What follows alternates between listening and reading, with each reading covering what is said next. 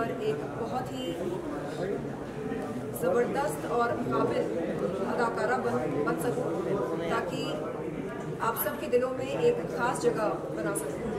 Ma'am आज बहुत beautiful new dress में आप क्या कहना चाहिए? आज के दिन काफ़ी अगर हम देखें सब हाँ, ये ड्रेस मैंने दुबई से ख़रीदा।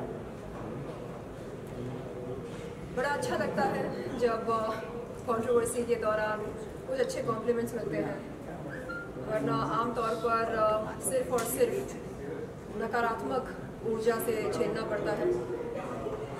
आपको बता दूं मैं कि जो फर्जी आरोप मुझ पर लगाया गया था हाल ही में, वो बेबुनियाद है।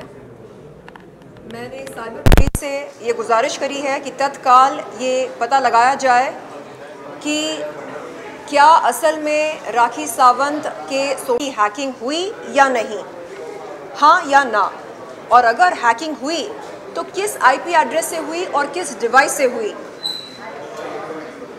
अगर हैकिंग नहीं हुई तो मैं अनुरोध करती हूँ साइबर पुलिस से कि राखी सावंत को कड़ी से कड़ी सज़ा दी जाए, और अगर ये साबित हुआ कि शर्लिन चोपड़ा ने राखी सावंत के सोशल मीडिया अकाउंट की हैकिंग करी है तो मैं इस अपराध के लिए सज़ा भुगतने को तैयार हूँ। और अगर ऐसा साबित नहीं होता है तो राखी सावंत को कड़ी से कड़ी सज़ा दी जाए। ये मेरा अनुरोध है साइबर पुलिस से। आए दिन वो मुझ पर झूठे आरोप लगा रही है। और आप ये बताइए मुझे, यहाँ पर कोई मुसलमान है? कोई मुसलमान है यहाँ पर? कोई सच्चा मुसलमान उम्रा जाने से पहले क्या फर्जी आरोप लगाता है? कोई सच्चा मुसलमान काबा के सामने क्या ड्रामे करता है? कोई सच्चा मुसलमान काबा के सामने सजदे में सर झुकाता है या सेलफोन लेकर ड्रामे करता है? किसी का उधारी भी नहीं रखता। देखिए, मैडम बोल रही हैं किसी का उधार नहीं रखता है सच्चा मुसलमान। सच्चा मुसलमान अल्लाह की इबादत करता है। सच्चा मुसलमान अल्लाह के दिखाए रास्ते पर चलता है, लोगों को ठगता नहीं है, दगा नहीं करता, फरेब नहीं करता, लोगों से झूठ नहीं बोलता, फर्जी आरोप नहीं लगाता है। कोई सच्चा मुसलमान किसी के जज्बातों के साथ खिलवाड़ नहीं करता है, जिंदगियां बर्बाद नहीं करता है। इसलिए मैं ये कहती हूँ कि राखी सावंत एक फर्जी मुसलमान है। जो मुसलमान अल्लाह की इबादत नहीं करता है, अल्लाह मियाँ से मोहब्बत नहीं करता है, वो एक फर्जी मुसलमान है। और बताइए। आपने सुना कि आप बिग बॉस 17 में जाने वाली है, कितनी बात ये सच्चाई है, कुछ अगर आप बता सकें। देखिए, बिग बॉस एक ऐसा मंच है जहां पर कोई कितना ही शातिर क्यों ना काब उतर जाता है। मैं चाहती हूं कि इस बार का जो सीज़न शुरू होने वाला है वो सबसे बेहतरीन सीज़न हो, और जितने सारे कंटेस्टेंट्स भाग ले रहे हैं बिग बॉस में वो सब अपना असलीपन दिखाएं दर्शकों को, और जीत उसी की हो जो सबसे असली हो, और जो बिग बॉस के घर में रहकर अपनी असलियत को ना भूले, वहाँ पर कैमरास के सामने कोई दिखावा ना करे, वो जैसा है बिल्कुल वैसे ही खुद को पेश करे। और रही बात मेरी एंट्री की, तो देखते हैं, अगर बिग बॉस मुझे बुलाते हैं तो मैं यकीनन बेशक जाना चाहूँगी, क्योंकि मैं भी चाहती हूँ कि मेरी असलियत और मेरा असलीपन बाहर निकलकर लोगों के सामने आए और तमाम दर्शक देखे कि असल में शर्लिन चोपड़ा कैसी है। क्या मेरे दो मुंह हैं या एक मुंह है? क्या मैं माइंड गेम्स खेलती हूँ या नहीं? असल में मैं कैसी हूँ? मैं चाहूँगी कि ये सब दिखाई दे। मैम, जॉन टेलर भी आ रहा है, उसके बारे में क्या कहना चाहेंगे? जी, जॉन टेलर आ गया है, उसके बारे में क्या कहना चाहेंगे? कौन सा ट्रेलर? जवान। अच्छा, मैं शाहरुख खान और उनकी पूरी टीम को मुबारकबाद देना चाहूँगी और ढेरों शुभकामनाएं देना चाहूँगी। वो इसलिए क्योंकि हम देख रहे हैं कि शाहरुख खान अब वापस फॉर्म में आ गए हैं और पठान, जवान, जितनी भी उनकी आने वाली फिल्में हैं सब ब्लॉकबस्टर्स होंगे, ऐसा हम और उनके तमाम फैंस चाहते हैं, क्योंकि एक लंबा ब्रेक हो गया था उनकी तरफ से, तो उसकी भरपाई उन्हें करनी होगी back to back blockbuster hits देकर। तो Shahrukh, we love you and do the very best and we are super proud of you. आपके कुछ वीडियोस देख के जो लोग कमेंट कर रहे थे कि राखी जी मीडिया के सामने आती है, शर्लिन जी के बारे में बोलती है, शर्लिन जी मीडिया के सामने आती है, राखी जी के बारे में बोलती है, इन दोनों एक दूसरे के बारे में बोल रहे सिर्फ अपनी पब्लिसिटी के लिए, उन लोगों के बारे में आपको क्या कहना है? देखिए, दर्शकों से मैं बता दूं कि ये शुरू कैसे हुआ, ये जो सिलसिला है कैसे इसकी शुरुआत हुई। शुरुआत में मैंने एक लड़ाई लड़ी उन लोगों के खिलाफ जिन्होंने मेरा यौन शोषण किया। मैं इंसाफ की गुहार लगाने पुलिस चौकी पर गई। उसने क्या किया? राखी सावंत ने क्या किया? राखी सावंत ने मेरी इस लड़ाई का मजाक बनाकर इसको भंग करने की पूरी कोशिश करी। मैंने उसको 1000 बार बोला कि आप प्लीज़ साइड हो जाओ, आप गेट क्रैश मत करो मेरी इस लड़ाई को। उसने एक ना सुनी, मेरी इज्जत की धज्जियां उड़ाने की पूरी कोशिश करी उसने, ये कहकर कि शर्लिन चोपड़ा ये है, वो है, ऐसी है, वैसी है। बहुत ही अभद्र भाषा का इस्तेमाल किया उसने, जो मैं यहाँ पर रिपीट नहीं करना चाह रही हूँ। और मैं आपको बता दूँ कि इंसाफ की गुहार लगाना हम सब का संवैधानिक हक है। ये हक हमसे कोई छीन नहीं सकता। हाँ, अगर आपके भाई निर्दोष हैं, वो कहती है उसके भाई निर्दोष हैं, अगर आपके भाई निर्दोष हैं तो जांच पड़ताल होने दो, कानूनी प्रक्रिया होने दो। अगर सच में निर्दोष हैं तो उन्हें कुछ नहीं होगा, आप बेफिक्र रहो। लेकिन ये कहना कि नहीं, एक पीड़ित महिला अपनी शिकायत दर्ज करने नहीं जा सकती है पुलिस स्टेशन, ये गलत है। आप किसी से भी उसका संवैधानिक हक नहीं छीन सकते। तो इस लड़ाई में उसने क्या करी? उसने मीडिया के सामने मेरे आपत्तिजनक फोटोज और वीडियोस दिखाकर मेरी विश्वसनीयता को खारिज करने की पूरी कोशिश करी।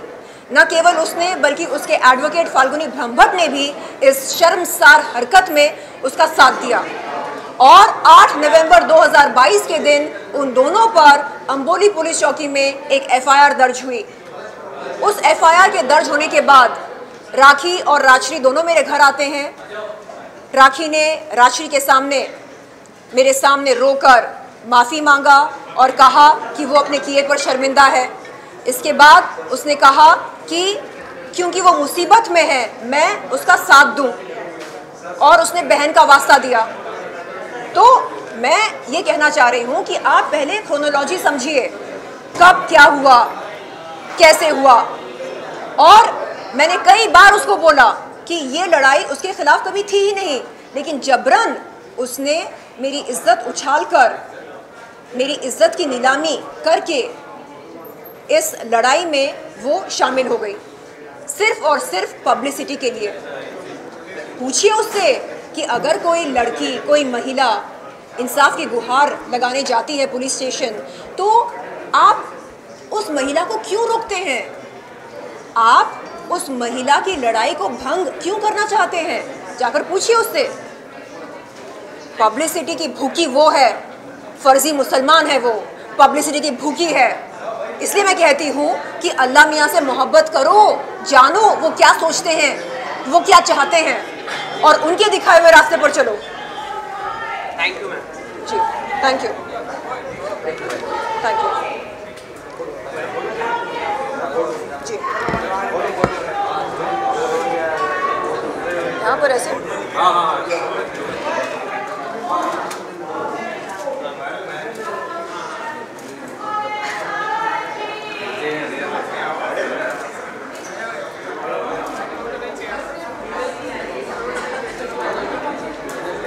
Thank you. So, first of all, क्या चाहोगी चमचमाते चेहरे के साथ चमचमाती ट्रॉफी हाथ में? What do you want to say about this? Just grateful, inspiring mom. So of course it's a very big title. So just looking forward to be more inspiring for people. Exciting हो जाता है जब कोई भी proud moment आपको ये होता है इस तरह की ट्रॉफी मिलना? लाइक यू नो, हम जो लेडीज़ होती है ना, हमें घर पे जब एक चपाती भी अच्छे से बन जाती है और कोई तारीफ़ कर देता है तो बड़ा अच्छा लगता है. सो of course this is like a public appreciation and everybody loves it.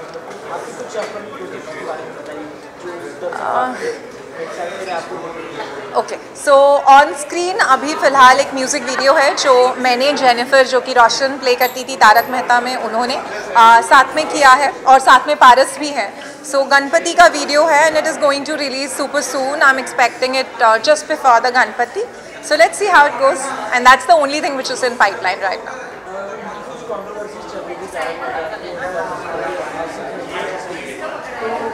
आप उनके साथ कर लिया, आपके ऊपर कुछ बैकफायर हो सकता है, ऐसा कुछ आपके backfire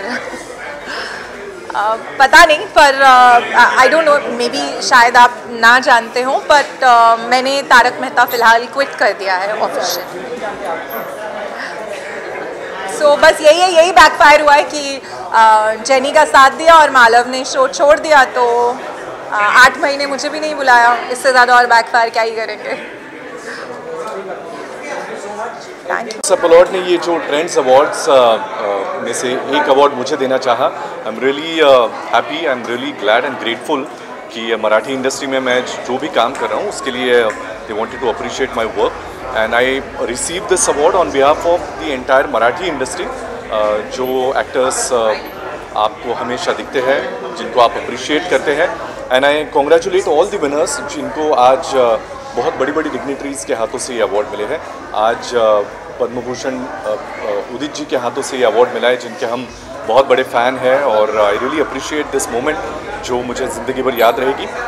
once again thank you so much times upload trends award. ऐसे ही आप अप्रिशिएट करते रहिए हमारा काम, तो it will inspire us to do more and more such good work. Thank you so much. More is my stylist, and personally I like to get dressed formally, and with such kind of event I think एक मैं ये भी मौका नहीं छोड़ना चाहता था जिसमें मैं अच्छा ना दिखूं. तो thank you so much for appreciating. और Harshada always styles me really well, so thank you Harshada for styling me in this outfit. Wonderful. Currently my serial is going on Star Pravah, which is the #1 channel in Marathi and the #1 serial on Marathi television. And Duranga नाम की एक web series जो Z5 पे आप देख सकते हैं, जिसका सीज़न 2 अभी आएगा. सो ये हिंदी वेब सीरीज़ है जिसमें गुलशन देवैया, दृश्य धामी सभी आपके चहीते एक्टर्स हैं. ज़रूर देखिएगा. आई थिंक अक्टूबर एंड में ये सीरीज़ आपके सामने Z5 पे आएगी. सो पक्का देखिएगा. Thank you. बहुत बहुत प्यार आपका हमेशा मिलता ही रहता है. मराठी इंडस्ट्री से तो बहुत मिलता है, हिंदी इंडस्ट्री से अभी मिलना शुरू होना चाहिए, क्योंकि दुरंगा आपके सामने आ रही है. तो मैं ज़रूर चाहूँगा आप ये देखें और ज़रूर मेरा काम सराहें. Thank you so much. अच्छा लगता है जब उन्हें अवार्ड देकर ऐसा प्रोत्साहन मिलता है, और मेरी लिए बड़ी बात थी कि उदित नारायण सर ने मुझे अवार्ड दिया. So thank you so much. Thank you. Yeah, it was very encouraging and especially thanks to Times Applauds जिन्होंने ये अवार्ड किया हुआ, एंड उदित जी के हाथ से लिया तो बहुत ही और अच्छा लगा, क्योंकि वो तो बहुत ही गौरवशाली बात होगी मेरे लिए. बीइंग अ सिंगर, एक लेजेंड सिंगर के हाथों से लेना एक बहुत बड़ी बात है. तो thank you so much and thanks to this trends award for this honour for me. Thank you. आप सब लोगों को मेरा नमस्कार और thank you very much for inviting me here. I want to thank Trends Award 2023 for giving me this award. और बहुत लोगों को अवार्ड्स दिए हैं आप लोगों ने, तो मैं ट्रेंड्स का बहुत बहुत शुक्रिया अदा करता हूँ. इसी तरह आप लोग छाए रहें. पापा कहते हैं बड़ा नाम करेगा, बेटा हमारा ऐसा काम करेगा, मगर ये तो कोई न जाने कि हम सब की मंजिल है कहाँ. पूछ रहे इसे फोटो खींचो. मेरा खुद का इवेंट है.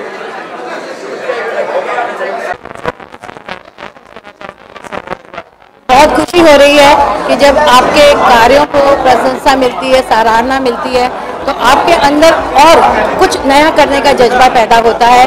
आप चाहते हो कि मैं समाज में और कुछ करूं, उदास चेहरों पर मुस्कुराहट बांटूं और ज़रूरतमंदों की सहायता करूं। तो ये एक तरह से हमारा समाज के प्रति ऋण चुकाने का एक मौका है, माध्यम है, जहां हम जाकर और इस तरह की प्रशंसा मिलती है तो हमें और अच्छा लगता है। मैं टाइम्स अपलोड के सभी आयोजकों का धन्यवाद करती हूँ कि आज इतने लोगों को उन्होंने सम्मानित किया, क्योंकि एक तरह की प्रतिभा को बाहर निकालना बहुत बड़ा काम होता है। ये भी कहते हैं ना, समाज का ऋण चुकाने का एक काम है। तो दूसरों को मंच पर लाना, उनको पुरस्कृत करना, और फिर अब जिस तरह से ये पुरस्कृत होते हैं तो उनका जिम्मेदारी और बढ़ जाती है कि मैं और कुछ अच्छा करूं, और कुछ अच्छा करूं, कि मैं इत्र से मैं कोई ये आरजू नहीं, तमन्ना बस यही है कि मेरे किरदार से खुशबू आए, मेरे किरदार से खुशबू आए। हर एक तोहफा, हर एक अवार्ड काफ़ी मायने रखता है। बिल्कुल बिल्कुल, ये अवार्ड कितना इम्पोर्टेंट है? वही कह रही ना कि बहुत मायने रखता है कि हर आप जब एक कविता लिखते हो तो आपकी हर कविता, जैसे एक माँ बच्चे को जन्म देती है तब कितनी खुशी होती है, कितने भी बच्चे उसके हों, प्यारा होता है। इसी तरह से आपको कितने भी अवार्ड मिले, जब भी एक नया अवार्ड मिलता है आपको उतनी ही खुशी होती है जितना कि आपको पहली बार कोई अवार्ड मिला था। जी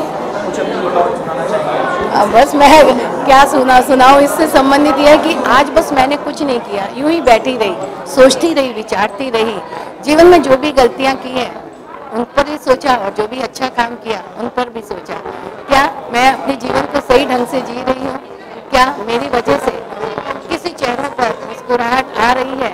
क्योंकि अब तो मैं जीवन के चौथे द्वार पर पहुँच चुकी हूँ। अब कुछ ऐसा करना चाहती हूँ कि जब इस दुनिया से जाऊँ ना, तो अक्सर लोग कहते हैं कि मैं दुनिया में अकेला, और जब मैं दुनिया से जाऊंगी तो अनगिनत आंखों को नम करके जाऊंगी, और ये मैं सिर्फ अपने कार्यों से करूंगी। इसलिए मुझे अपने कार्य करने रहते हैं, सतत निरंतर मुझे चलते रहना है और लोगों की सहायता करनी है।